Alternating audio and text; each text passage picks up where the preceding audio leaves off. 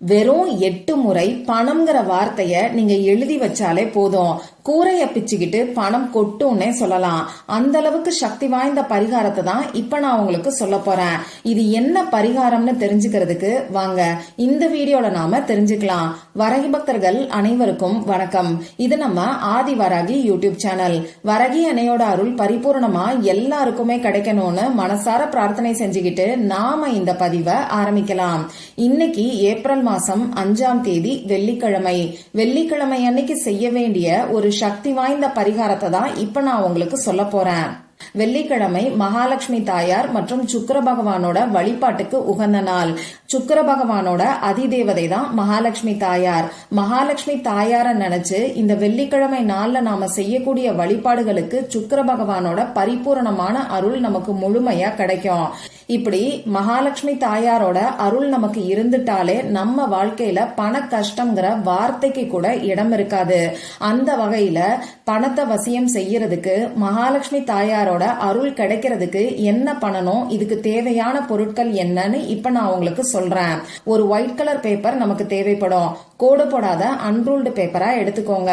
இந்த பேப்பர்ல எழுதுறதுக்கு பேனாவோ, ஸ்கெட்ச் பேனாவோ, மார்க்கரோ, கிளிட்டர் பேனாவோ நமக்கு தேவைப்படும். இதுலயும் ஒரு சின்ன சூட்சமத்தை நான் உங்களுக்கு சொல்லி கொடுக்கறேன். அது என்னன்னு பாத்தீங்கன்னா, பேனாவை பயன்படுத்தி இந்த பரிகாரத்துக்கு நாம எழுதுறத காட்டிலும் இப்ப நான் சொல்ல போற பேஸ்ட பயன்படுத்தி எழுதும் போது அற்புதமான பலன்கள் கிடைக்கும்னே சொல்லலாம். இந்த பேஸ்ட நாம தயார் பண்றதுக்கு நமக்கு குங்குமம் தேவைப்படும். ஒரு சின்ன கிண்ணத்துல கொஞ்சமா குங்குமத்தை எடுத்துக்கோங்க. இந்த குங்குமத்துல ஒரு சிட்டிகை அளவுக்கு ஜவ்வாது, அப்படி இல்லைன்னா பச்சை கற்பூரத்தை மிக்ஸ் பண்ணி விட்டுக்கோங்க. இதோட பன்னீர் கலந்து இதை ஒரு பேஸ்டா ரெடி பண்ணி வச்சுக்கோங்க. நாம தொட்டு எழுதுற மாதிரி நீங்க பேஸ்டா ரெடி பண்ணி வச்சுக்கோங்க. அடுத்ததா இந்த பேஸ்ட நாம தொட்டு எழுதுறதுக்கு நமக்கு ஏதாவது ஒரு குச்சி தேவைப்படும். துளசி குச்சி, மாதுளம்பழம் குச்சி, வேப்பங்குச்சி இதெல்லாம் எதுவுமே கிடைக்காதுன்னு சொல்றவங்க சாதாரணமா பூவோட காம்பு, அதாவது சாமந்தி பூவோட காம்பு, ரோஸ் பூவோட காம்ப கூட இந்த பரிகாரத்துக்கு பயன்படுத்திக்கலாம். இப்படி இதெல்லாம் எதுவுமே இல்லைன்னு சொல்றவங்க ஊதுபத்தி குச்சியை கூட இந்த பரிகாரத்துக்கு நீங்க பயன்படுத்திக்கலாம். இவ்வளவுதான் நமக்கு தேவையான பொருட்கள். இப்போ இந்த பரிகாரத்தை யாரெல்லாம் செய்யலாம்னு பாத்தீங்கன்னா, பணம் சம்பந்தப்பட்ட பிரச்சனைகள் இருக்கிறவங்க எல்லாருமே செய்யலாம். குறிப்பா கடன் பிரச்சனை தீர்றதுக்காகவும், கொடுத்த பணம் திரும்பி வர்றதுக்காகவும் இந்த பரிகாரத்தை நீங்க செய்யலாம். அதே மாதிரி வறுமை நீங்கிறதுக்கு, வீண் விரைய செலவுகள் குறையறதுக்கு, செய்கின்ற வேலையில சம்பள உயர்வும் பதவி உயர்வும் கிடைக்கிறதுக்கு, தொழில்ல வியாபாரத்துல லாபம் அதிகரிக்கிறதுக்கு, இப்படி பணம் சம்பந்தப்பட்ட பிரச்சனைகள் இருக்கிறவங்க எல்லாருமே செய்யலாம். அதே மாதிரி நகை மேலும் மேலும் சேர்றதுக்காகவும், அடகு வச்ச நகையை மீட்கிறதுக்காகவும் கூட இந்த பரிகாரத்தை நீங்க செய்யலாம். நிறைய பேருக்கு இந்த வீண் விரைய செலவுகள்னாலதான் பண பற்றாக்குறை ஏற்படுது. அதனால கடன் வாங்கக்கூடிய சூழ்நிலையும் அமையுது. இப்படி வாங்கி வச்சிருக்கக்கூடிய கடனை கட்ட முடியாத சூழ்நிலை இன்னைக்கு நிறைய பேருக்கு இருக்கு. இப்படி பணம் சம்பந்தப்பட்ட பிரச்சனை உங்களுக்கு எதுவா இருந்தாலும் சரி, அது உடனடியா சரியாகிறதுக்கு இந்த பரிகாரத்தை நீங்க செய்யலாம். இந்த வீடியோல நான் உங்களுக்கு வெள்ளிக்கிழமை அன்னைக்கு செய்ய வேண்டிய, நம்ம வீட்டிலேயே செய்ய வேண்டிய ஒரு அற்புதமான வழிபாடு பத்தி தான் சொல்ல போறேன். அதனால சுத்தமா இருக்கிறவங்க மட்டும்தான் செய்யணும். பிறப்பு தீட்டு இறப்பு தீட்டு இருக்கிறவங்க செய்ய வேண்டாம். பெண்களுக்கு மாதவிடாய் சமயமா இருந்தா செய்ய வேண்டாம். இன்னைக்கு நீங்க அசைவம் சாப்பிட்டு இருந்தாலும் இந்த பரிகாரத்தை செய்ய வேண்டாம். இன்னைக்கு இந்த பரிகாரத்தை செய்ய முடியாதவங்க வேற எப்பெல்லாம் செய்யலாம்னு பாத்தீங்கன்னா, ஒவ்வொரு வாரமும் வரக்கூடிய வெள்ளிக்கிழமை நாள்ல இந்த பரிகாரத்தை நீங்க தாராளமா செய்யலாம்.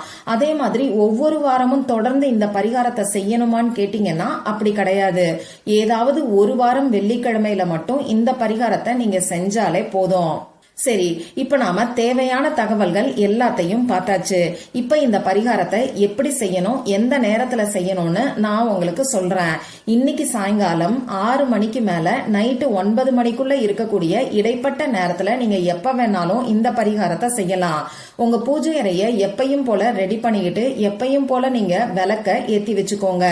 நீங்க ஏதாவது ஒரு விளக்கையாவது நெய் விளக்கா ஏத்தி வைக்கிறதுக்கு பாருங்க. இந்த வெள்ளிக்கிழமை பாத்தீங்கன்னா மகாலட்சுமி மகாலட்சுமி தாயார் மட்டும் இல்லாம அஷ்டலட்சுமிகளோட வழிபாட்டுக்கும் உகந்த நாள் தான். அஷ்டலட்சுமிகள்ல ஆதி லட்சுமி தான் மகாலட்சுமி தாயார். இப்போ உங்க பூஜை அறைக்கு முன்னாடி ஏதாவது ஒரு விரிப்பையோ மனை பலகையையோ சேரையோ போட்டு உட்கார்ந்துக்கோங்க. தேவையான பொருட்களை உங்க பக்கத்துல நீங்க எடுத்து வச்சுக்கோங்க. முதல்ல உங்க குலதெய்வத்துக்கிட்டையும் மகாலட்சுமி தாயார் கிட்டையும் பணவரவு அதிகரிக்கணும்னு சொல்லி பிரார்த்தனை செஞ்சுக்கோங்க. இப்ப நீங்க எடுத்து வச்சிருக்கக்கூடிய பேப்பர்ல நான் ஸ்கிரீன்ல கொடுத்திருக்கிற மாதிரி வரைஞ்சுக்கோங்க. இது அஷ்டலட்சுமிகளோட சிம்பல்னே சொல்லலாம். அஷ்டலட்சுமிகள்னா 8 லட்சுமிகள்னு அர்த்தம். இதுலயும் பாத்தீங்கன்னா 8 கார்னர் உங்களுக்கு இருக்கும். இது அஷ்டலட்சுமிகளோட எனர்ஜிய நமக்கு ஈர்த்து கொடுக்கும். நான் முன்னாடியே சொன்ன மாதிரி இந்த அஷ்டலட்சுமி சிம்பலை குங்கும பேஸ்ட பயன்படுத்தி நீங்க வரைஞ்சுக்கோங்க. அதாவது குங்கும பேஸ்ட நீங்க ரெடி பண்ணி வச்சிருக்கீங்க இல்லையா, அதுல நீங்க எடுத்து வச்சிருக்கக்கூடிய ஏதாவது ஒரு குச்சியை தொட்டு இந்த அஷ்டலட்சுமிகளோட சிம்பலை நீங்க வரைஞ்சுக்கோங்க. இதுக்கு நடுவுல எழுதுறதுக்கு நீங்க இந்த குங்கும பேஸ்டையும் பயன்படுத்திக்கலாம். அப்படி இல்லைன்னா ரெட் கலர்ல இங்கு வரக்கூடிய பேனாவையும் நீங்க பயன்படுத்திக்கலாம். நடுவுல ஸ்ரீங்கிற மகாலட்சுமி தாயாரோட பீஜ மந்திரத்தை எழுதிக்கோங்க. இங்கிலீஷ்லயும் எழுதலாம், தமிழ்லயும் நீங்க எழுதலாம். அடுத்ததா அந்த 8 கார்னர்லயும் பணம்ங்கிற வார்த்தைய நீங்க எழுதி வச்சுக்கோங்க. இதுக்கப்புறமா இந்த பேப்பரை உங்க இடது கையில வச்சுக்கிட்டு வலது கையால மூடிக்கோங்க. பேப்பர் நீங்க சின்னதா எடுத்து எழுதினாலே போதும். இப்படி இந்த பேப்பரை உங்க 2 உள்ளங்கைக்கு நடுவுலையும் வச்சு மனசார மகாலட்சுமி தாயார் கிட்ட பிரார்த்தனை செஞ்சுக்கோங்க.